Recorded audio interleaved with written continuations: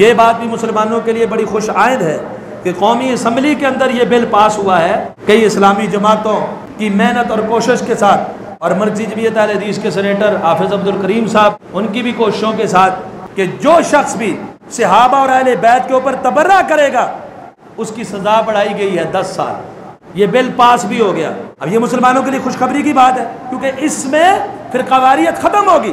पहले क्या होता, जिसका दिल करता है अबू बकर सिद्दीक़ को गाली दे, जिसका दिल करता है हज़रत उमर फारूक को गाली दे, जिसका दिल करता है अहले बैत के ऊपर तबर्राबाजी शुरू कर देता।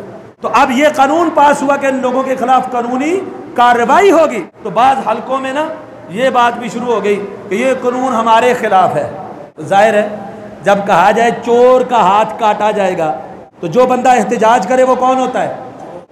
चोर होता है ना।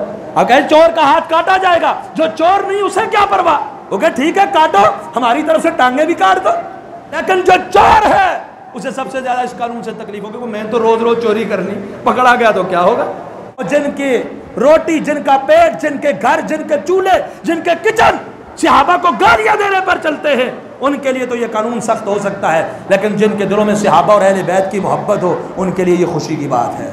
इसलिए इससे फिरकावारियत भी खत्म होगी कि आप अपनी जुबान को लगाम देकर बैठे, कोई किसी सहाबी और अहले बैत के हवाले से कोई बुरा लफ्ज इस्तेमाल ना करे। इसमें इत्तेहाद भी रहेगा। जो आपके हिसाब का दौर के अंदर ये खून रेजी हुई है, सुन्नी शिया फसादात की सूरत में और दीगर सूरतों में कितना ज्यादा खून और एक दूसरे के दस्तों गिरेबान और लड़ाई और झगड़े हुए, ये सब का खात्मा इस कानून के साथ होगा।